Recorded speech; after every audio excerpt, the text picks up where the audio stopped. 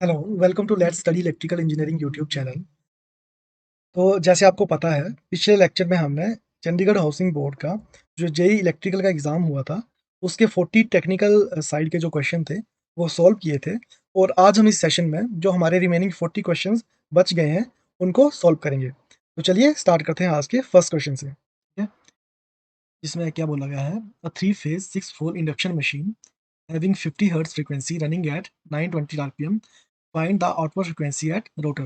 तो हमें क्या निकालना है, इसमें रोटर फ्रीक्वेंसी हमें निकालनी है, ठीक है? तो रोटर फ्रीक्वेंसी का जैसे आपको पता है, जो हमारा फॉर्मूला रहता है, बोलता है rotor frequency is equal to slip into frequency of stator या फ्रीक्वेंसी नॉर्मल जो हमारी रहती है। तो यहाँ पे देखिए, हमें स्लिप निकालने के लिए पहले हम क्या फाइंड आउट करते हैं, N S minus N R by N S. तो यहाँ पे हम जब एन एस फाइंड आउट करेंगे तो आएगा हमारा 120 इंटू एफ 50 बाय 6, तो यह आ जाएगा हमारा 1000 आरपीएम। और जो हमारी स्लिप आएगी यहाँ से, वो रहेगी हमारी 1000 माइनस 920 बाय 1000। तो स्लिप यहाँ से आ जाएगी हमारी 8%, ठीक है? और जब हम अपनी स्लिप फ्रीक्वेंसी निकालेंगे, सॉरी, स्लिप फ्रीक्वेंसी या रोटर फ्रीक्वेंसी निकालेंगे, वो रहेगी हमारी slip into stator frequency which is equal to 0.08 into 50 which is 4 hertz, ठीक है? तो ऑप्शन ए इस क्वेश्चन का राइट आंसर रहेगा। आंसर की मैं इस ये जो क्वेश्चन है, इसका जो आंसर है वो डी ऑप्शन दिया गया है, ठीक है?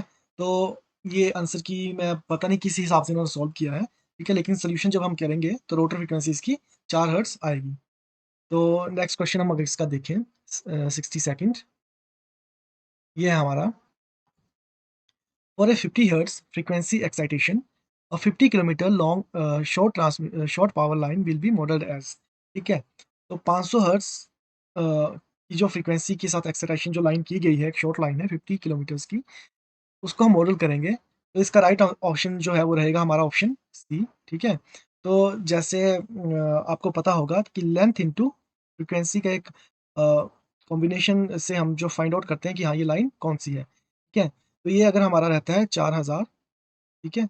4000 अगर इसका प्रोडक्ट आता है एल इंटू एफ का, तो ये रहती है हमारी शॉर्ट ट्रांसमिशन लाइन। और अगर ये 4000 से 10,000 के बीच में अगर ये प्रोडक्ट रहता है हमारा लेंथ इंटू फ्रीक्वेंसी का, तो ये रहती है हमारी मीडियम। और अगर 10,000 से ज़्यादा चल जाता है हमारा L into F, that is length into frequency का प्रोडक्ट, तो ये हमारी हो जाती है लॉन्ग ट्रांसमिशन लाइन, ठीक है? तो इस तरह से आप करेंगे। अगर एल इंटू एफ अगर किसी वैसे तो आई होप कि आप सबने पढ़ा हो, लेकिन अगर किसी को नहीं भी पता है तो मैं आपको यहाँ पे बता दूँ, ठीक है? अगर लेंथ मान लीजिए, हम शॉर्ट ट्रांसमिशन लाइन वैसे भी 80 किलोमीटर्स तक शॉर्ट में ट्रांसमिशन लाइन हम कंसीडर करते हैं। और फ्रीक्वेंसी तो आपको पता है हमारे इंडियन स्टैंडर्ड में या इंडियन इलेक्ट्रिसिटी में 50 हर्ट्ज़ ही हमारी ट्रांसमिशन में रहती है, ठीक है? तो अगर इसका हम प्रोडक्ट देखें एल इंटू एफ करके, तो ये हमारा 4000 आएगा और शॉर्ट ट्रांसमिशन लाइन, ठीक है? और जैसे हम मीडियम की तरफ जाएँगे या लॉन्ग की तरफ जाएँगे, तो ये जो हमारा प्रोडक्ट है ये बढ़ता जाएगा, ठीक है? तो यहाँ पे 25,000 हमारा प्रोडक्ट आ रहा है एल इंटू एफ का। एल इंटू एफ का जो प्रोडक्ट है 50 into 500 which is equal to 2500, तो ये हमारा लॉन्ग लाइन की कैटेगरी में कैटेगराइज़ होगी लाइन, या लॉन्ग लाइन की तरह इसको हम मॉडलाइज़ करेंगे। सो नेक्स्ट क्वेश्चन है हमारा, bundle conductors are mainly used in high voltage overhead transmission line to, ठीक है? तो बंडल कंडक्टर्स जो हैं हमारे यूज़ होते हैं हमारे टू रिड्यूस कोरोना, ठीक है? कोरोना को रिड्यूस करने के लिए हमारे बंडल कंडक्टर्स यूज़ होते हैं।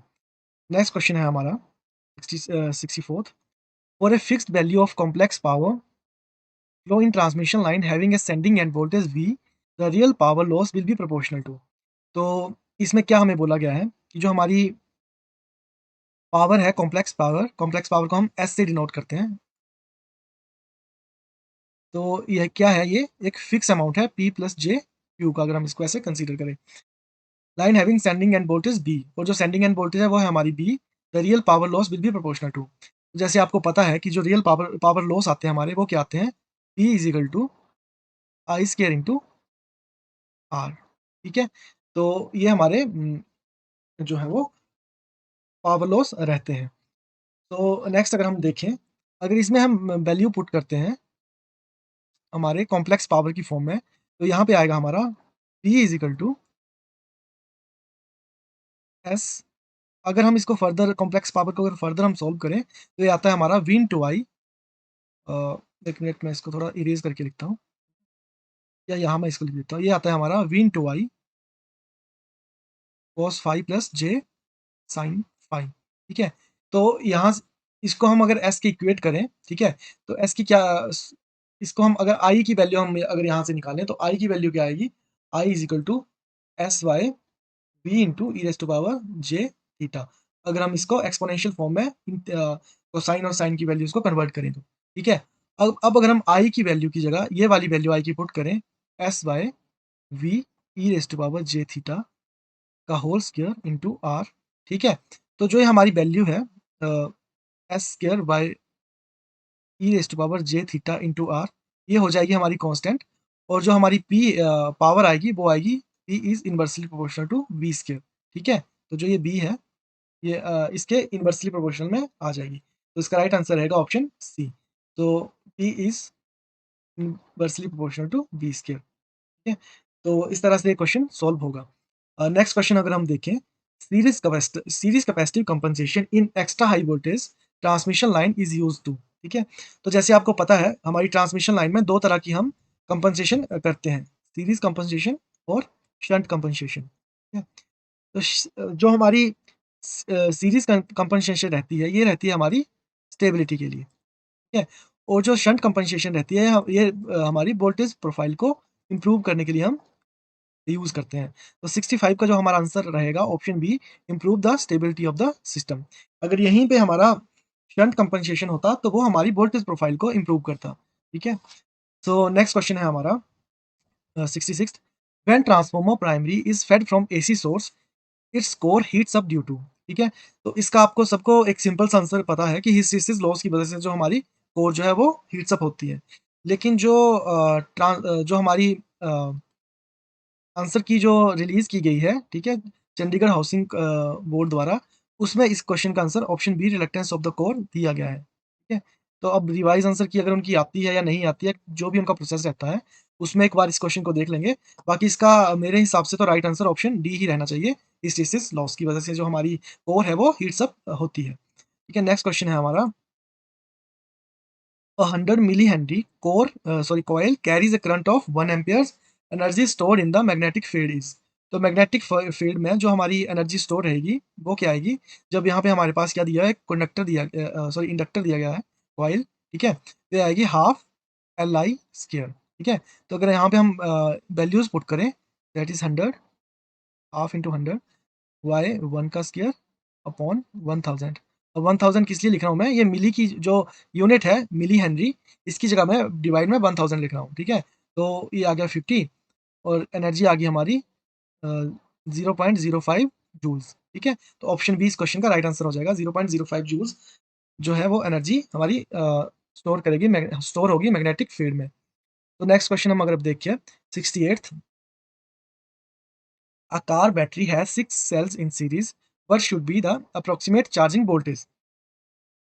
तो ये क्या बोल रहा है कि जो हमारे अ, एक कार की जो बैटरी है, ठीक है? उसमें हमारे 6 सेल्स जो हैं, ठीक है? वो सीरीज़ में लगे हैं। ऐसे-ऐसे करके 6 सेल्स हैं, ठीक है? ये सीरीज़ में लगे हैं। एक सेल हमारा आपको पता है अप्रॉक्सिमेटली 2.2 वोल्ट्स के अप्रॉक्सिमेट ये रहता है, ठीक है? तो यहाँ पे हमसे पूछा गया है what should be the approximate charging voltage? अगर लॉस वगैरह चार्जिंग लॉस वगैरह उसमें इंक्लूड किए जाएँ, वैसे तो 6 सेल के लिए हमें अगर 2 वोल्ट का एक सेल कंसीडर किया जाए, तो हमें 12 वोल्ट्स एक्ज़ैक्टली उसको चार्ज करने के लिए चाहिए।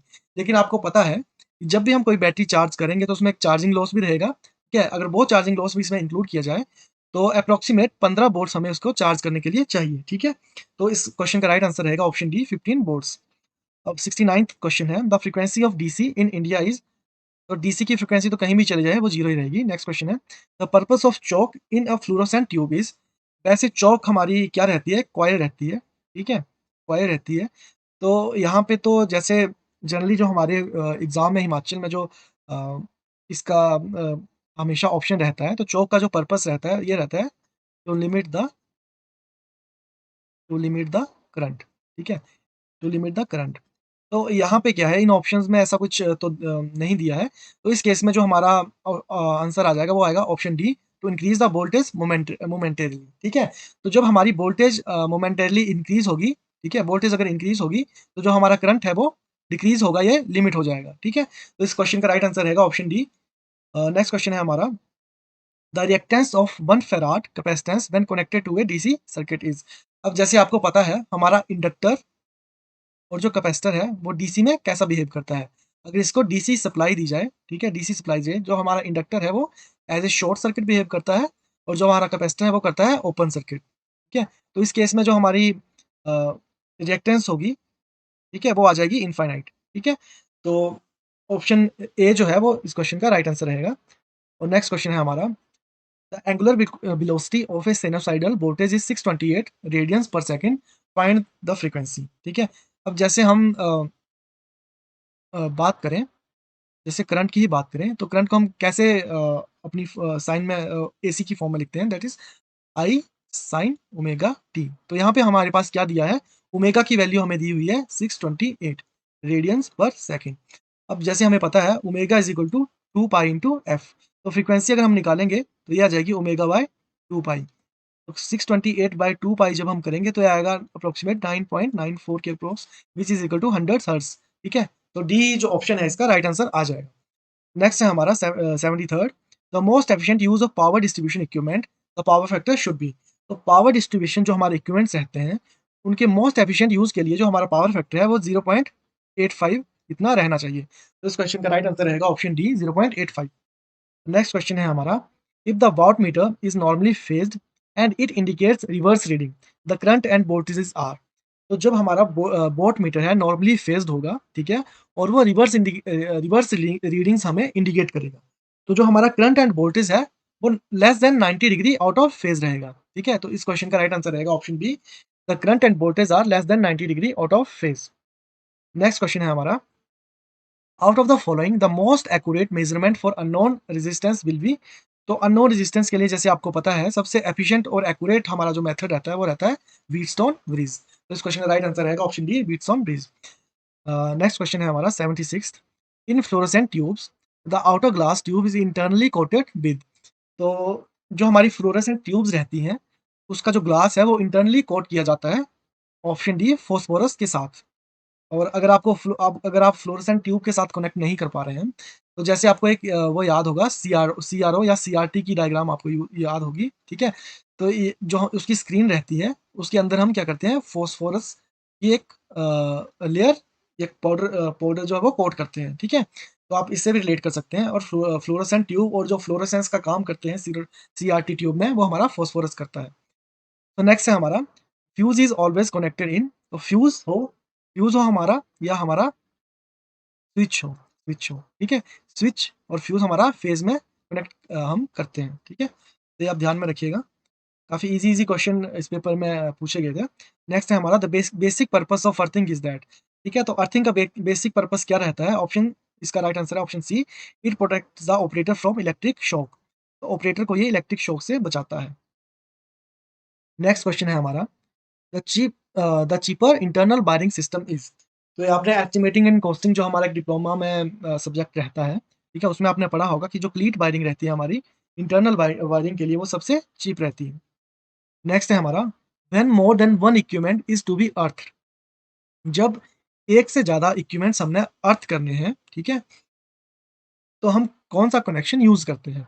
तो आपको पता है अगर हमने एक से ज्यादा इक्विपमेंट्स हम अगर कनेक्ट कर रहे हैं, ठीक है, या अर्थ कर रहे हैं, तो अगर हम उसको सीरीज में कनेक्ट, फॉर एग्जांपल ये एक इक्विपमेंट है, नेक्स्ट हमारा ये है, अगर इनको हम सीरीज में कनेक्ट करते हैं तो जैसे ही कोई फॉल्ट आता है तो क्या होगा, वो अर्थ तो होगा, ठीक है, कुछ पार्ट उसका अर्थ होगा, लेकिन कुछ पार्ट जो है वो नेक्स्ट नेक्स्ट इक्विपमेंट में भी हमारा ट्रांसफर हो जाएगा।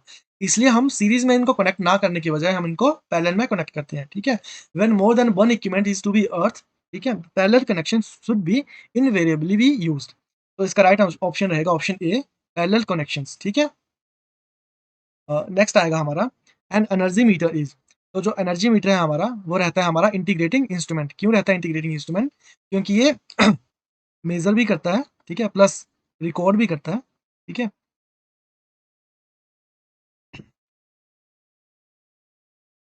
प्लस एडिशन कम्युलेटिव ये एडिशन भी साथ में करता रहता है, ठीक है। तो इसलिए इसको हम क्या करते हैं, एन इंटीग्रेटिंग इंस्ट्रूमेंट। नेक्स्ट है हमारा, the internal resistance of volt meter is. देखिए मैंने ये क्वेश्चन आपको जब मैंने क्लासेस स्टार्ट की थी, ठीक है? या जो एक मैंने आइडियल करंट सोर्स और आइडियल वोल्टेज सोर्स का क्वेश्चन बताया था, उस टाइम भी मैंने आपको बताया था कि इंटरनल रेजिस्टेंस ऑफ वोल्टमीटर और हमारा एमीटर वो वो क्या करते हैं, वो फ्लिप कर जाते हैं या अपोज़िट हो जाते हैं in case of voltage source और करंट सोर्स। तो इस केस में जो हमारा राइट आंसर रहेगा वो रहेगा the internal resistance of voltmeter is that is very high. अब इस केस में हमने इनफाइनाइट क्यों नहीं टिक किया? क्योंकि ये यहाँ पे एक अगर आइडियल वर्ड होता, अगर आइडियल वर्ड इनमें आइडियल वोल्टमीटर होता तो इसका राइट आंसर रहता इनफाइनाइट।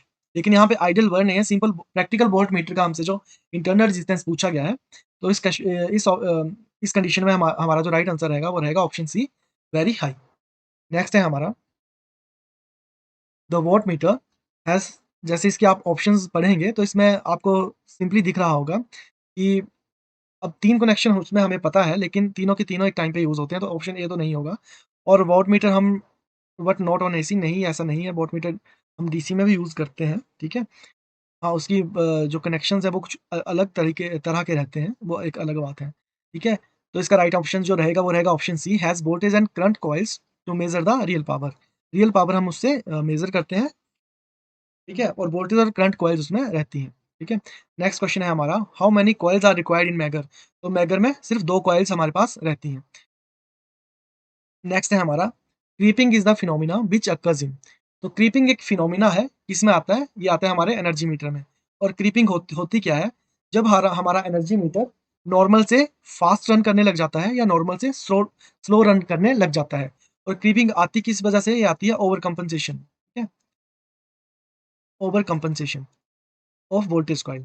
ओवर कंपनसेशन की वजह से हमारी जो क्रीपिंग आती है, और इसको क्रीप को हम दूर कैसे करते हैं? By adjust adjusting the braking magnet, ठीक है? तो ब्रेक मैग्नेट को की एडजस्टमेंट के साथ हम क्रीप को ठीक करते हैं। नेक्स्ट है हमारा, when a three phase supply is given to the three phase wound stator of synchronous और induction machine, a resultant field of magnitude 1.55 pi maximum is set up which rotates in, ठीक है? ये जो कि कुछ भी इतनी लंबी कथा ये लिखी गई है, सिर्फ़ आपको कन्फ्यूज़ करने के लिए लिखी गई है। तो आपको पता है स्टेटर में हम जिस तरह के कनेक्शंस या जिस तरह का हमारे कनेक्शन का सीक्वेंस रहेगा, ठीक है? डायरेक्शन हमारी मशीन की या मोटर की उस हिसाब से चेंज हो जाएगी, ठीक है? तो इसका राइट आंसर रहेगा option C, the direction as per the sequence in which the supply is given. कि जिस सीक्वेंस में हम सप्लाई गिवन करेंगे मशीन को, उस तरह से ये घूमने लग जाएगी। नेक्स्ट है हमारा, the stator winding of an induction motor can be designed for. अब इसका सीधा-सा आंसर बनता है any even number of poles. अब एग्ज़ामिनर या इंटरव्यूअर आपसे ये पूछ सकता है कि हम इवन नंबर ऑफ पोल्स ही क्यों, हमारे जो मशीन्स हैं उसके लिए हम इवन डिज़ाइन ही क्यों करते हैं, ठीक है? तो ये क्या होगा, हमारे मैकेनिकली बैलेंस्ड रहता है हमारा जो भी स्टेटर बनेगा, ठीक है? वो मैकेनिकली बैलेंस रहेगा अगर इवन नंबर ऑफ पोल्स हमारे रहेंगे। और अगर ऑड नंबर हम चूज़ करते हैं तो उसका जो वेट है, मैकेनिकल बैलेंस है, वो खराब हो जाएगा, ठीक है? इसलिए जो हमारा इंडक्शन मोटर की जो स्टेटर वाइंडिंग का डिज़ाइन होता है वो इवन नंबर ऑफ पोल्स के लिए किया जाता है। नेक्स्ट है हमारा, there is no electrical connection between stator and rotor, ठीक है? स्टेटर और रोटर के बीच में कोई भी इलेक्ट्रिकल कनेक्शन आपको पता है नहीं होता है। उसके बीच में क्या रहता है? उसके बीच में रहता है हमारा एयर गैप, ठीक है? तो अब यहीं पे हमसे पूछा गया है कि still power is transfer from stator to rotor. तो स्टिल जो स्टेटर से रोटर की तरफ जो पावर ट्रांसफर होती है वो किसके थ्रू हो रहती है हमारी? वो रहती है हमारी मैग्नेटिक फ्लक्स के थ्रू। मैग्नेटिक फ्लक्स के थ्रू हमारी ये पावर ट्रांसफर होती है। अब नेक्स्ट क्वेश्चन है हमारा, under running condition the rotor reactance is directly proportional to. तो रनिंग कंडीशन जो हमारा रोटर रिएक्टेंस रहता है, जैसे that is XR is equal to SX, ठीक है? Is directly proportional to slip. तो इसका राइट आंसर रहेगा ऑप्शन सी, स्लिप। नेक्स्ट है हमारा, the function of starter is, जो हमारा स्टार्टर क्या करता है? स्टार्टर हमारा लिमिट करता है स्टार्टिंग करंट को। अब इसका क्या मतलब होता है स्टार्टिंग करंट को लिमिट करने का, ठीक है? फॉर एग्ज़ाम्पल हम डीसी मशीन की बात करें, ठीक है? तो उसमें क्या होता है, जो हमारा स्टार्टिंग करंट रहता है वो लगभग 5 टू 7 टाइम्स 5 टू साइ 7 टाइम्स हायर रहता है, ठीक है? उस करंट को, अगर ये 5 टू 7 टाइम्स हमारा हायर रहेगा, तो ये क्या करेगा, हमारी जो रोटर वाइंडिंग्स है या स्टेटर वाइंडिंग है, उनकी रेजिस्टेंस आपको पता है काफ़ी कम रहती है, खासकर हमारी रोटर वाइंडिंग की, ठीक है? तो उस वाइंडिंग्स को ये डैमेज कर देगा, जला देगा। तो उस करंट को हम स्टार्टर के by the functioning of starter हम उस स्टार्टिंग करंट को लिमिट करते हैं, ठीक है? इसलिए हम स्टार्टर प्लेस करते हैं हमारे वो स्टार्टिंग द मोटर, चाहे वो 3 फेज़ का हो या हमारा डीसी मशीन हो। नेक्स्ट है हमारा in a single phase induction motor at start the 2 revolving fields produces, ठीक है? तो आपको पता है सिंगल फेज़ में 2 जो हमारी रिवॉल्विंग फील्ड्स हैं वो प्रोड्यूस होती हैं, ठीक है? जैसे हम बोलते हैं कि सिंगल फेज़ पे जो हमारा पंखा है वो घूमता नहीं है, उसका हमें फेज़ स्प्लिट करवाना पड़ता है, ठीक है? या by the means of binding arrangement या हमारा कैपेसिटर लगा के। तो ये वही अगर आप विजुअलाइज़ करेंगे तो 2 रिवॉल्विंग फील्ड थ्योरी हमारे मशीन में हमें पढ़ाई जाती है, ठीक? उसमें क्या रहता है हमारा जो टॉर्क होता है, वो इक्वल रहता है और अपोज़िट रहता है एक-दूसरे के, ठीक है? तभी हमारा सिंगल फेज़ में जो रोटेटिंग मैग्नेटिक फील्ड या रोटेटिंग जो नेचर है उस सिंगल फेज़ में हमें नहीं मिल पाता है, ठीक है? तो इसमें क्या रहता है हमारा टॉर्क जो है वो इक्वल रहता है और अपोज़िट रहता है, ठीक है? पॉज़िटिव और नेगेटिव टॉर्क जो आएगा वो बराबर आएगा, उसके बाद से जो नेट टॉर्क जो होगा हमारा वो 0 रहेगा, ठीक है? तो ये हमारा जो 2 रिवॉल्विंग फील्ड थ्योरी जो है वो यही बताती है। नेक्स्ट है हमारा transformer core is laminated. Transformer core आपको पता है हम क्यों लैमिनेट करते हैं? ट्रांसफार्मर में 2 चीज़ें आती हैं, ठीक है? एक आता है एडी करंट लॉस,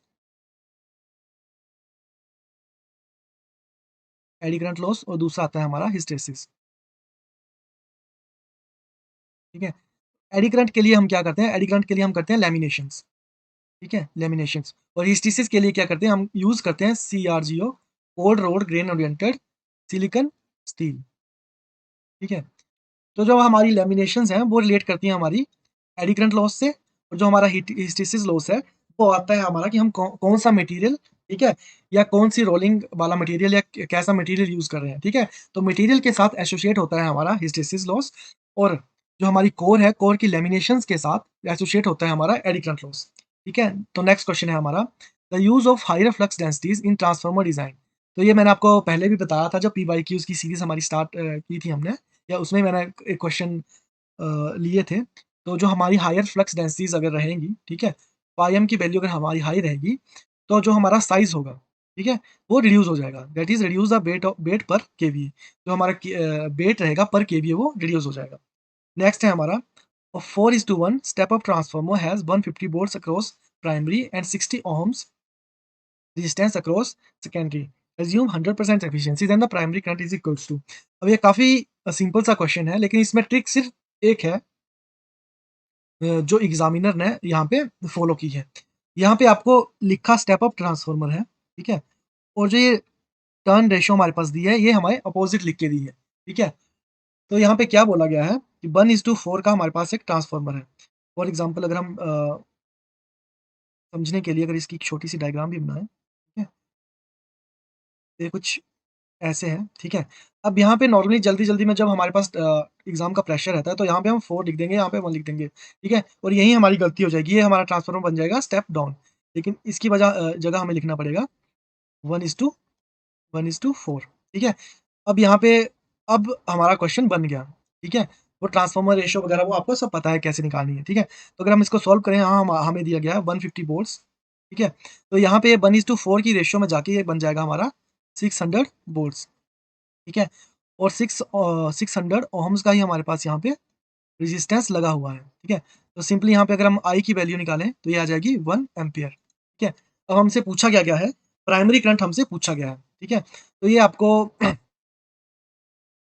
अगर अब ट्रांसफार्मर रेशियो जो हमारा आता है, वो क्या आता है हमारा V2 by V1 is equal to N2 by N1 is equal to I1 by I2। तो यहाँ पे हमारे पास जो वैल्यूज़ दी गई हैं, V2 की वैल्यू है हमारे पास 600, V1 की है 150, ठीक है? और I2 की वैल्यू हमने यहाँ पे फाइंड आउट कर ली और I1 की वैल्यू हमने निकालनी है। तो I2 की वैल्यू जो हमारे पास यहाँ पे आई वो है 1 एम्पीयर। तो अगर हम इसको फर्दर सॉल्व करते हैं, तो जो I1 की वैल्यू आ जाएगी वो आ जाएगी ऑप्शन सी 4 एम्पीयर्स, ठीक है? यहाँ से अगर हम इसको सॉल्व करें तो I1 is equal to 4 Ampere's, ठीक है? तो ये इसका राइट आंसर रहेगा ऑप्शन सी 4 एम्पीयर्स। अब अगर इसको मैं थोड़ा-सा इरेज़ कर दूँ 1 मिनट ताकि हम नेक्स्ट क्वेश्चन भी अपना सॉल्व कर पाएँ ईज़िली। तो नेक्स्ट क्वेश्चन आप तब तक पढ़िए कि क्या है। ये हमारा a transformer with output of 250 kVA at 3000 volts has 600 turns on its primary side and 60 turns on secondary side. What will the voltage on the primary side? अब यहाँ पे भी सिंपल है, हमसे जो ट्रांसफार्मर टर्न रेशियो है उसी के साथ ये भी सॉल्व होगा। तो फॉर्मूला मैंने ये आपको लिखा ही हुआ है, ठीक है? फॉर्मूला ये यही लगेगा। तो हमारे पास क्या है, जो हमारी सेकेंडरी टर्न्स है वो है 60, प्राइमरी टर्न्स है हमारी 600, 600 और जो हमें वोल्टेज दी है, अब आउटपुट वोल्टेज हमें दी है, तो ये हमारी क्या बनेगी? ये बनेगी हमारी V2, ठीक है? दैट इज़ आउटपुट वोल्टेज और V1 हमें निकालनी है। अगर हम V1 यहाँ से निकालें, तो सिंपल आ जाएगी हमारी 30,000, ठीक है? तो ऑप्शन बी इस क्वेश्चन का राइट आंसर रहेगा 30,000 वोल्ट्स, ठीक है? सॉरी।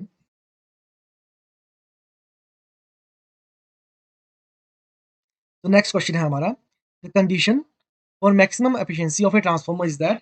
तो मुझे नहीं लगता है सब कुछ आपको एक्सप्लेन करने की ज़रूरत है। तो ये है हमारा रहेगा option C, copper loss are equal to iron loss, ठीक है? For maximum efficiency.